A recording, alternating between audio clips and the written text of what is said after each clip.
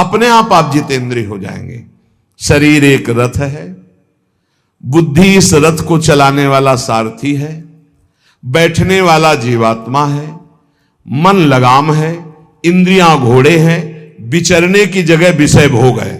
ये घोड़े विषय भोग का चारा चरने के लिए जाएंगे। अगर मन रूपी लगाम को बुद्धि रूपी सारथी ने ठीक से खींचा नहीं तो ये खंडक में गिरा देंगे। और गिरे हुए बहुत फंसे हैं, और जीव इतना भोला बन चुका है कि गड्ढे में गिरा है फिर भी वो आनंदित है। वो उसी को सुख समझ रहा है, दुख को ही सुख समझकर। यही तो भगवान की विचित्र माया है। जिसे तुम सुख समझते हो वो सुख की छाया है, समझ पड़ती नहीं ये गिरधर की माया है। भयानक दुख के अंतर में वो डूबा हुआ भयानक परिणामों को प्राप्त होगा, लेकिन उसमें सुख का अनुभव कर रहा है। त्यक्त संगो जित क्रोधो लघ्वाहारो, तो अपने आप जितेंद्रिया हो जाएंगे। देख लेना, घृणा हो जाएगी यार, घृणा। कौन सा ऐसा सुख है जो घृणा के योग्य ना हो? लौकिक बढ़िया से बढ़िया पदार्थ खाओ, तत्काल हम उसे वापस उलटते हैं, देखने लायक नहीं रह जाएगा। चिकनी चमड़ी केवल देखकर फंस रहे हैं, कुछ नहीं, पूरा जीवन बर्बाद हो जाता है। धर्म के लिए तो सेवन करने के लिए ठीक है, बकाया भगवत प्राप्ति के लिए जितेंद्रिय चलो, ठीक से चलो। पिधाय बुद्ध्या द्वाराणि मनो ध्याने निवेशयेत्, शून्य स्वेवावकाके गुहासुचो वनेसुचो, नित्य युक्ता सदा योगी ध्यानम सम्यक उपक्रमेत। श्री दत्तात्रेय जी महाराज कह रहे हैं, बुद्धि को परमात्म चिंतन से इतनी बलवान बनाओ कि अपनी इंद्रियों के द्वारों से घसीट कर उसे भगवान में स्थित करो। हर इंद्रिय द्वार बंद, अंतर्मुख इंद्रियों को करके परमात्म चिंतन में लग। शून्य स्वेवावकाशेषु, एकांत स्थल में कुछ देर बैठने का अभ्यास करना चाहिए। एकांत सुख मास्यताम, 24 घंटे में 48 मिनट का तो रख ही लो शांत एकांत। अपने कमरे में शयन के समय आधा पौन घंटा अगर आप निकाल पावे, बड़ा आनंद आएगा। 24 घंटे आप सेवा दिनचर्या में लगे, आधा घंटे निकाल लो या 48 मिनट शांत बैठ जाओ। बिल्कुल कोई माला नहीं, कोई क्रिया नहीं, बिल्कुल आप इस बात को देखना करके शांत बैठो। पहले बैठ जाओ, अब देखो आपका मन कहां है, तत्काल देखिए। जो ही शांत बैठे, अब है कहां? जो सामने रूप आ रहा है, चाहे वो वस्तु हो, व्यक्ति हो, स्थान हो, उसमें तुम्हारी ममता है, उससे तुम्हारा संबंध है। वस्तु, व्यक्ति, स्थान, प्रभु आ रहे हैं कि संसार का कोई वस्तु, व्यक्ति, स्थान आ रहा है? यदि कोई संसार का वस्तु, व्यक्ति, स्थान आ रहा है तो तत्काल उसमें भगवत भावना करो, या वहां से हटा के तत्काल अपने गुरु मंत्र में लगाओ। शांत एकदम बैठो। अब उस समय जांच करो कितनी बार किसका रूप आया। प्रभु का कितनी बार आया, संसार, और जिसका जितनी बार आए उससे अधिक नंबर देखिए कि 5 बार तो उस पुरुष का आया, 5 बार उस स्त्री का आया, और एको बार प्रियाजू का नहीं आया।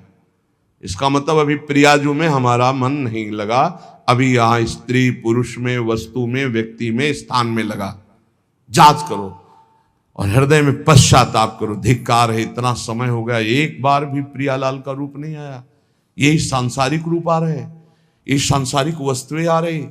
धिक्कार है हमारे मन को, धिक्कार है हमारे जीवन को। ये हम आपको आंतरिक बात कह रहे हैं।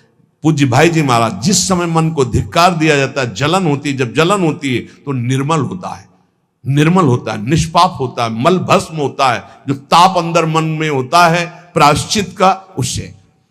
अब बार बार सामने आपको जो गुरु मंत्र मिला है उसको लिखिए। कोई माला नहीं, बहुत आराम से, कोई जल्दीबाजी नहीं, 1 मिनट में एक बार लिखेंगे। यहां कोई संख्या हम नहीं बोल रहे, यहां कोई आपको नहीं कि 108 बार करना है कि 50 बार करना, 5 बार करो केवल। हम कह रहे 5 बार आराम से लिख रहे हैं, शांत बैठे, खूब आराम से, बढ़िया रा बहुत बढ़िया, धा, राधा, राधा, रात। आप देख लीजिए, अब ये भाग जहां रहा है, पकड़ो, कहां भाग के जा रहा है? इस वस्तु से क्या संबंध है? इस व्यक्ति से क्या संबंध है? कितनी बार इसको छुआ है, देखा है, भोगा है, मिले हैं, सूंघा है, कितनी जन्मों में। धिक्कार तुझे मन, जो तू राधा नाम को छोड़कर, प्रियाजू के इस अमृत में नाम को छोड़कर भाग रहा है, फिर उसे लाओ नाम में, फिर लाओ नाम में। आप देखिएगा एक दिन उसी रा और धा के बीच में प्यारी जो और प्यारे जो मुस्कुराते दिखाई देंगे। देख लेना, एक समय 24 घंटे में ऐसा निकालो जिस समय आप अपनी अंतःकरण की वृत्ति को बार बार बाहर जाते हुए घसीट कर अंतर में लगाओ। हर समय साधन में लगे हो, लेकिन एक समय इतना साधन कर, जो गृहस्थी में हम कह रहे हैं 10 मिनट शुरू करो भाई, 10 मिनट से 10 मिनट शांत होकर बैठ जाओ। 10 मिनट बैठने में क्या परेशानी? उस समय जांच करो, जहां जहां मन जाए वहां से हटाकर नाम में लगाओ। बार बार सुंदर स्वर्णिम अक्षरों से नाम लिख रहे, रंग बिरंगे अक्षरों से, रा और रंग से, बड़ी आ की मात्रा और रंग से, धा और रंग से, बड़ी आ की मात्रा और रंग से, ऊपर के ऐसे खेलो, मन को खिलाओ, राधा नाम में खिलाओ, डुबाओ इसमें। आप देख लेना, हमारी बात को समझ लो। केवल ये वो बात कह रहे हैं जो आपको प्रियाजू के रूप के ध्यान में डुबो देगी। यही राधा नाम रूप प्रकाशित करेगा। तेरो रूप कहत नहीं आवे, श्री हरिवंश कछुक जस गावे, वो रूप ये प्रकाशित कर देगा। तो कहना शून्य स्वेवाव काशेषु, एकांत स्थान में जहां आपको विक्षेप न पड़े।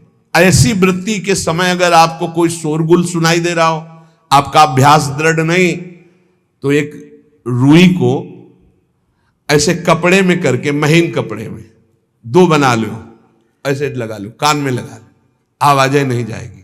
अब ध्यान करो, देखो साधन की प्रणाली। और जब अपने साधन की बात होती है ना, तो आप हजारों अलग अलग आवाज करो तो हमें बस इतना समझ में आएगा कि चिड़िया चहचहा रहे हैं, आवाजें निकल रही, बस हमारे लक्ष्य में कोई अंतर नहीं पड़ने वाला।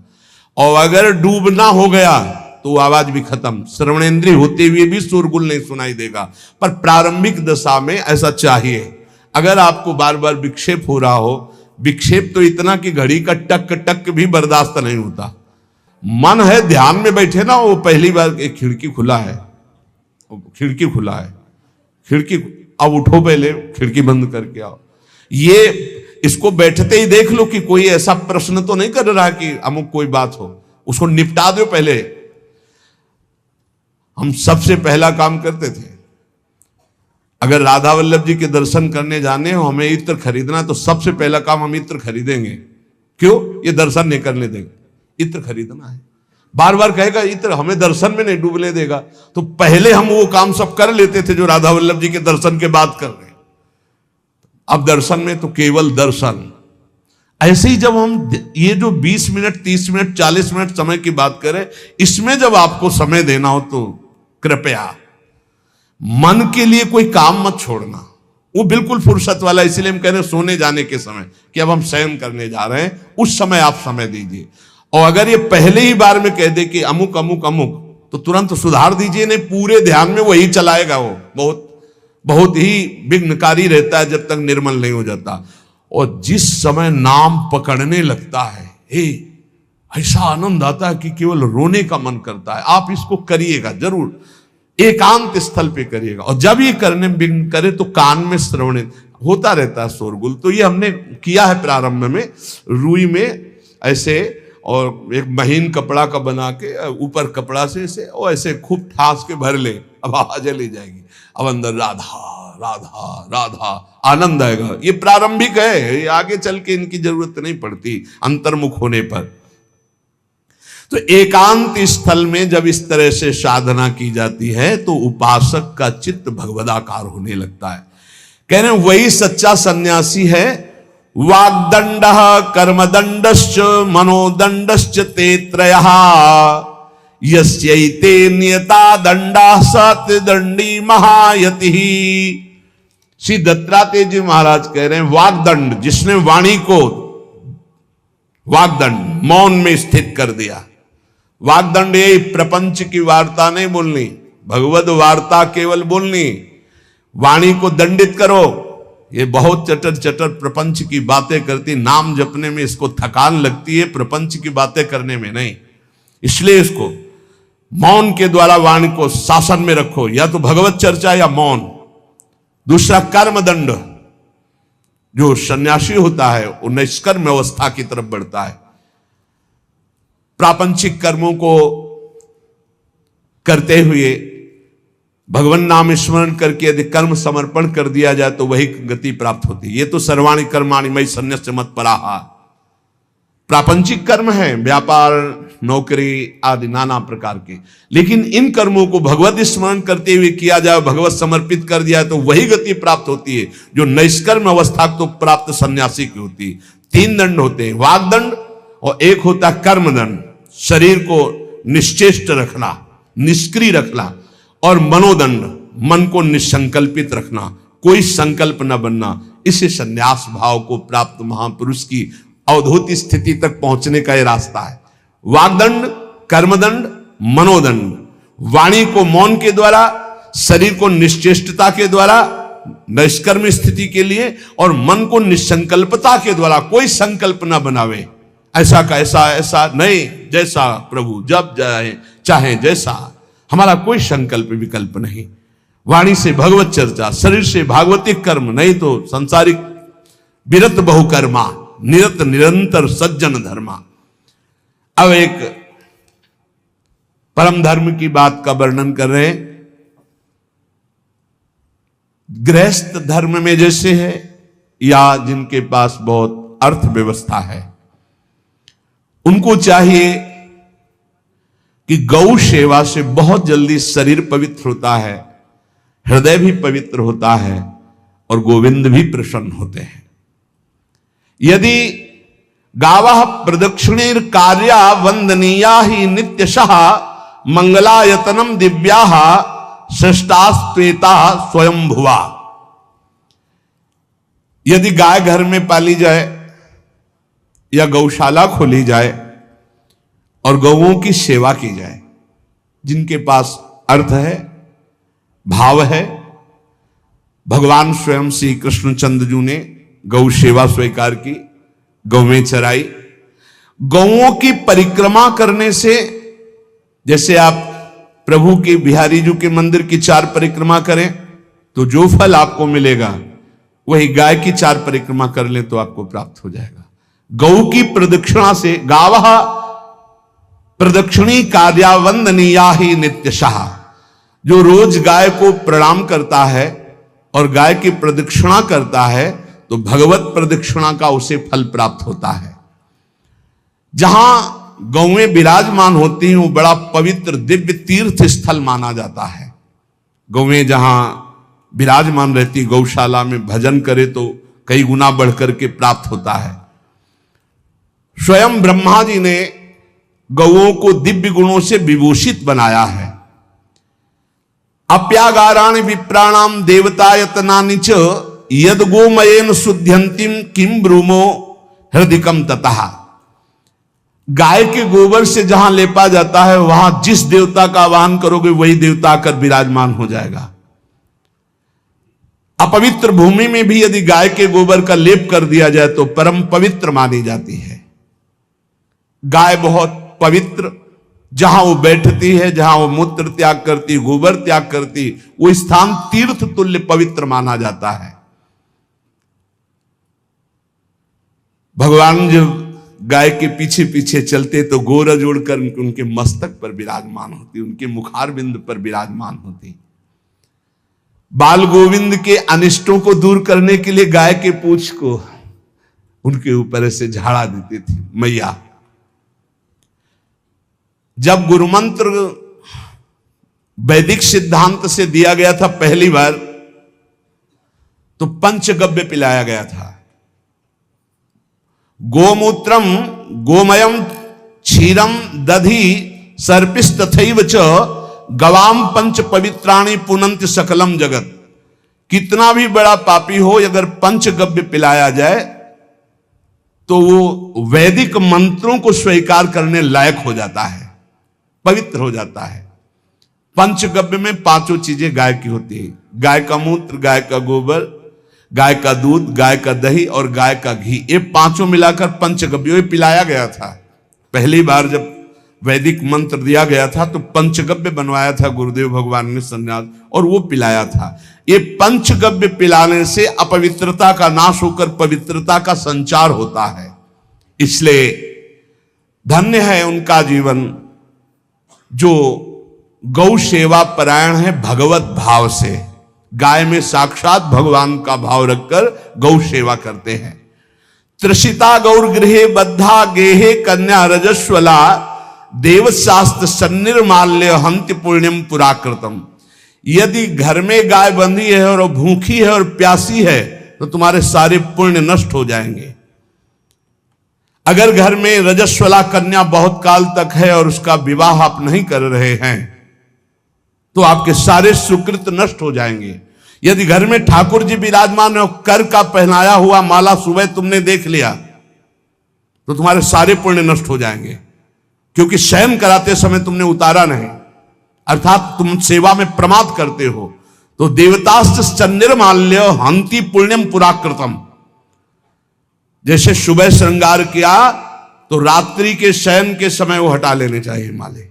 जब हम शयन कराते हैं तो भले पुष्प शैया पे शयन कराएं पर माला नहीं धारण कराएं। श्रृंगार का माला अगर दूसरे दिन दर्शन किए क्यों पहने ठाकुर जी तो तुम्हारे सुकृत नष्ट हो जाएंगे। गाय बंदी हो घर में, वो प्यासी है और भूखी है, तुम्हारे सुकृत नष्ट हो जाएंगे। त्रिषिता गौर गृहे बद्धा, क्योंकि तुम्हारे पास है, सेवा करना चाहिए। यो वै गाम प्रतिसिद्धेन तो चरंतिम च स्वतरणम नरहा तस्य पूर्वे च पितरा कंपन्ते पतनोन्मुखा। यदि गाय हरी हरी घास चर रही कहीं और तुमने डंडा ऊपर प्रहार किया और लाठी मारी तो तुम्हारे पितर खोपड़ी के बल नरक जाने के लिए तैयार हो गए। ये लिखा है चरंतिम स्वम तृणम नरहा तो तस्य पूर्वे च पितरा कंपन्ते पतनोन्मुखा। इसीलिए क्या भारत से कहीं किसी की तुलना हो सकती है जहां गौ को माता की पदवी दी गई, जहां गौ को हम आराध्य देव के रूप में मानते हैं, आराधना करते हैं। गौ रक्षा, गौ सेवा, ये बहुत बड़ा इसमें छुपा हुआ है। स्वयं भगवान अवतरित होकर गौ रक्षा, जब गाय के रूप में पृथ्वी रमाती तो भगवान का अवतार हुआ है। बड़ा विचित्र समय आता चला जा रहा है कि अब आधुनिक यंत्रों की ऐसी सेवाएं हो गई बड़ी बड़ी कि अब ना बैल की जरूरत है और ऐसे दूध की महंगाई बन गई कि अब देसी गाय 2 लीटर 3 लीटर 4 लीटर और ऐसी ऐसी कि 20-20 25-25 लीटर दे तो कौन देसी गाय को। तो गौओं का सेवा का भावना शास्त्र आज्ञा करता है कि जो प्रतिदिन अग्रग्रासे परोभावा कर्तव्यो भक्ति तोन्वहम अकृत्वा स्वयं आहारम कुर्वम नापनोति दुर्गतिम। जे ही तुम्हारे गृहस्थ में घरों में पहले होता था, अब तो भगवान जाने, जे ही पहली रोटी तवा में गई तो वो निकाल करके पक्की रखी जाती थी गौग्रास के लिए, पहला रसोई में। तो इसमें लिखा प्रतिदिन स्वभोजनम, पहले स्वयं भोजन न करके गाय के लिए ग्रास निकालना चाहिए। तो जिनके पास अर्थव्यवस्था जो गृहस्थ धर्म में है या जिनके पास अर्थ है, कुछ रोज 1 रुपया निकालो। हम कह रहे रोज निकालो तो महीने में 30 रुपया होते। 30 रुपया में एक गाय को हरी घास तो एक टाइम पवा ही सकते हो ना, बहुत नहीं है तो 1-1 रुपया निकाल के अगर एक गाय को चारा दोगे तो एक बार का भोजन तो हो ही सकता है। 30 रुपया में हरी घास जाकर के उसके दावा एक बार तो पवा दोगे ना। अग्रग्रासे परोभावा कर्तव्य भक्ति तोन्वहम, भक्ति पूर्वक गाय को 1 ग्रास भोजन में 1 रोटी तो निकालना चाहिए गाय के लिए, ऐसा शास्त्र आज्ञा कहता है। जो ऐसा करता है तो अकृत्वा स्वयमाहारम कुर्वन् नाप्नोति दुर्गतिम, अपने आहार से 1 रोटी निकालकर गाय को देता है और स्वयं 3 रोटी भले पाले 1 रोटी गाय को दे दी तो बोले उसकी दुर्गति नहीं होगी, अर्थात उसके अंदर भाव बढ़ता चला जाएगा वो भगवान की भक्ति में। और तेनाग्नयो हुता सम्यक पितरश्चापि तर्पिता देवास पूजितास्ते ने यो ददात गवान्हिकम, जो प्रतिदिन गौग्रास निकालता है, अर्पित करता है, तो उसको अग्निहोत्र करने का फल मिलता है, उसके पितरों को तृप्ति मिलती है और समस्त देवताओं के पूजन का फल मिल जाता है जो गौग्रास निकालता है। यो वै ताड्यते यष्ट्याधेनुम मर्त्यो विमूढ़धि, जो मूर्ख मनुष्य, जैसे अब गाय दूध नहीं दे रही, मार डंडे डंडे मार रहे हैं, इंजेक्शन लगा रहे हैं, ऐसे वैसे कर रहे हैं, उसको ताड़ना दे रहे हैं, तो बोले जो मूढ़ बुद्धि मूर्ख मनुष्य, यो वै ताड्यते यष्ट्याधेनुम मर्त्यो विमूढ़धि, वो गाय को लाठी से मारता है, डंडे से मारता है, हाथों से मारता है, तो धर्मराजस्य नगरेशा याति करवर्जिता। धर्मराज जी पहले अपने नरक में ले जा करके उसके कहते थोड़े थोड़े तिल तिल करके पहले इसके हाथ काटो, मरना है नहीं वहां, अब आराम आराम से थोड़े थोड़े पहले हाथ वर्जिता, इन्हीं हाथों से गाय को मारा था ना, वैसे थोड़ा थोड़ा काटा जाता है उसके हाथ, कर वर्जिता, उसके दोनों हाथ काट करके थोड़े थोड़े।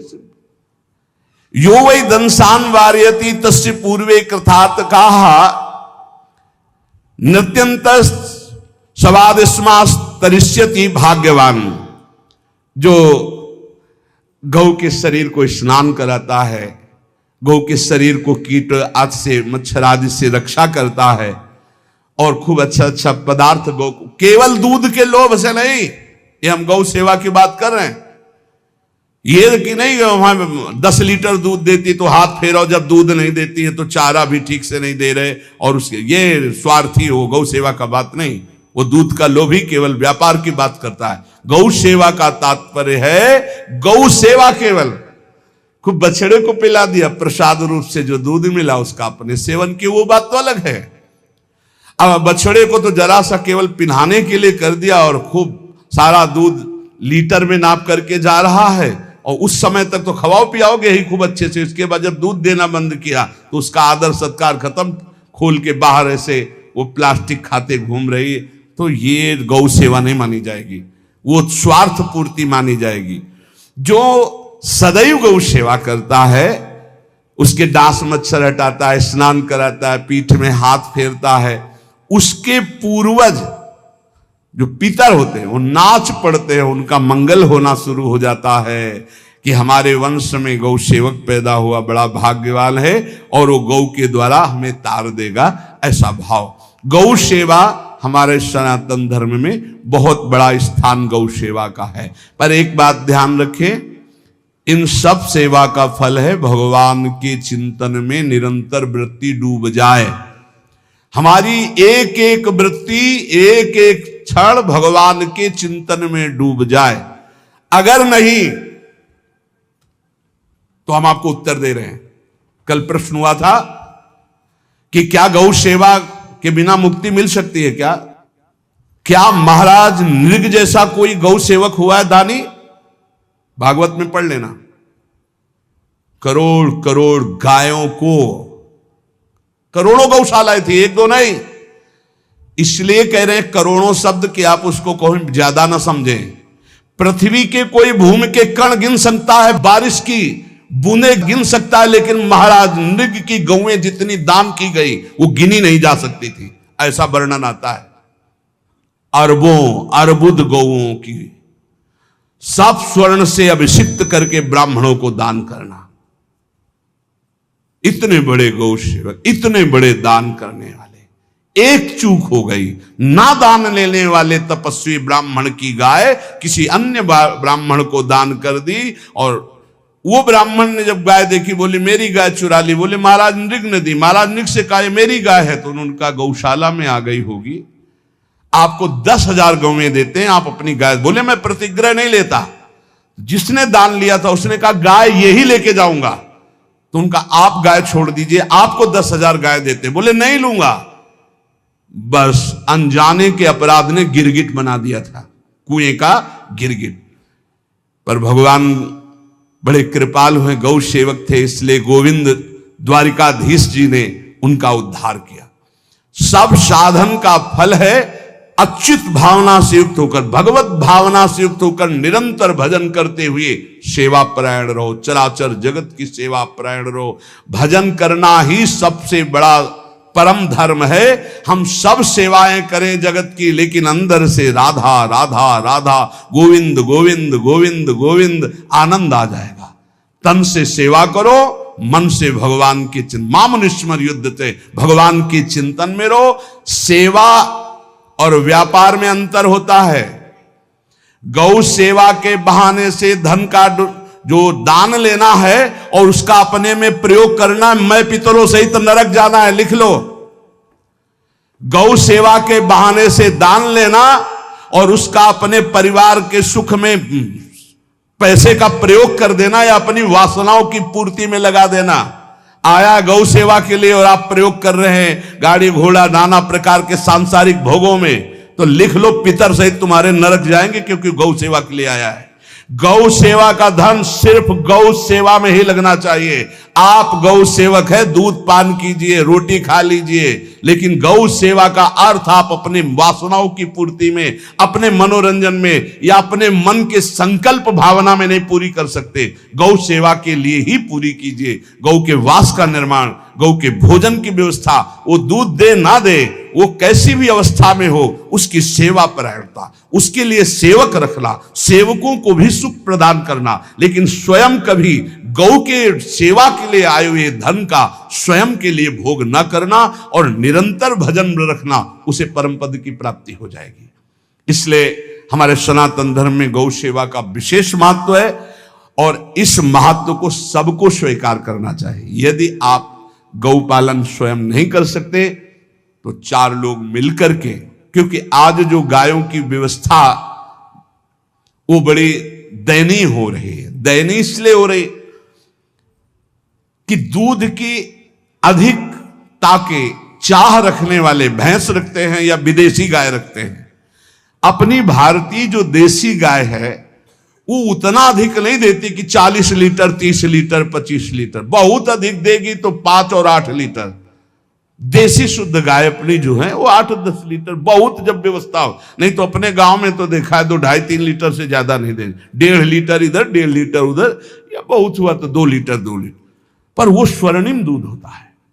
जो दूध की चाह रखने वाले जन थे अब वो गायों को नहीं रखते, देसी गायों को कोई बिरला ही रखता है। अब पहले बैलों की जरूरत होती थी, गाय बछड़ा दिया तो आनंद होता था कि किसानी के काम में। अब तो ट्रैक्टर है तो बैलों की जरूरत नहीं। अधिक दूध के लिए अरे अब तो पशुओं की जरूरत नहीं, केमिकल से दूध बन रहे हैं, टैंकर के टैंकर। तो फिर हमारी जो गायें हैं उनकी बड़ी दुर्दशा हो रही। तो हमें चाहिए कि जो गृहस्थ जन हैं, धनी मानी जन हैं, या जिनके पास शरीर व्यवस्था, बौद्धिक स्तर सेवा परायण, अर्थव्यवस्था, वो थोड़ा 4 गाय की व्यवस्था करके उनकी सेवा करें, क्योंकि हमारे सनातन धर्म का स्वरूप है। जहां मां पदवी दी गई है गांव को, गौ माता कहा गया है। गौ में समस्त देवता विराजमान है। गौ का बहुत बड़ा महत्व वर्णन किया गया धर्म शास्त्रों में। यहां तक कि जब कोई ऋषि नाराज होता था तो आगे गाय करके जाया जाता था तो क्षमा हो जाती थी। गाय को देखते ही वो क्षमा कर देते थे। बहुत महिमा वर्णन की गई है गौ की। इसलिए जिसको भी अगर नहीं अर्थव्यवस्था है तो एक रोटी तो निकाल सकते हो ना। तुम्हारी रसोई में रोटी बने तो पहली रोटी निकाल लो और आसपास जहां गाय बंधी हो तो उसको दे आओ जाकर, तो कम से कम धर्म का पालन हो जाएगा, गौ सेवा बन जाएगी। तो गौ सेवा, चराचर जगत की सेवा, भगवत सेवा, सबका फल है। फिर प्रारंभ में आ जाइए स्मृति। योगी हो तो चित्त की वृत्ति का निरोध करके परमात्माकार, ज्ञानी है तो चित्त वृत्ति का लय करके स्वरूप स्थित, भक्त है तो एक एक वृत्ति सावई मन कृष्ण पदार विंदयो।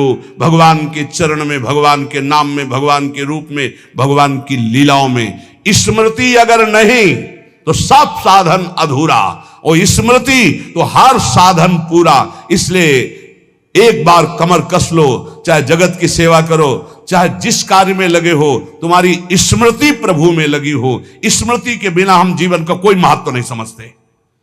स्मृति विहीन जीवन सब व्यर्थ। इसीलिए उन परमहंसों के चरणों में स्वयं भगवान चरण रज लेने के लिए पीछे डोलते हैं, जो निरपेक्षम मुनिम शांतम निर्वैरम समदर्शनम अनुब्रजाम्यहम नित्यम पुयत्यंगुरेण भी। ना कोई प्रतिज्ञा, ना कोई चाह, ना कोई इच्छा, निरंतर भगवदाकार वृत्ति, निरपेक्षम मननशील, द्वंद्व विमुक्ता, जो शांत हैं, जो किसी से वैर नहीं रखते, भगवदाकार वृत्ति, उसी मार्ग के आप पथिक हैं। सर्वतो भावेन, अपने मन को समेट लो धर्म और कर्म दोनों से, और साब त्यज लोक धर्मान, और परम धर्म का सेवन करते हुए समस्त चराचर जगत को भगवत स्वरूप निरखते हुए इसी जन्म में परम पद को प्राप्त हो जाओ। सत्संग का सार हमारा शरीर है, इससे सेवाएं बने, हमारा मन है, इससे चिंतन बने, हमारी वाणी है, इससे लीला गुण का गायन करें, और हम स्वयं परमात्म अंश हैं, परमात्म स्वरूप है, ऐसी ठसक बनी रहे, जीवन मुक्त ही हो। स्वार्थ को लेकर किया गया धर्म रंग नहीं लाता। निष्काम किया हुआ छोटा सा भी धर्म परमार्थ की ऊंचाई पर चढ़ा देगा, ध्यान रखना, परमार्थ की ऊंचाई पर चढ़ा देगा। इसलिए निष्कामता सब सोहित, निष्कामति। श्री वृंदावन विश्राम श्री राधा वल्लभ लाल को हृदय ध्यान मुख नाम।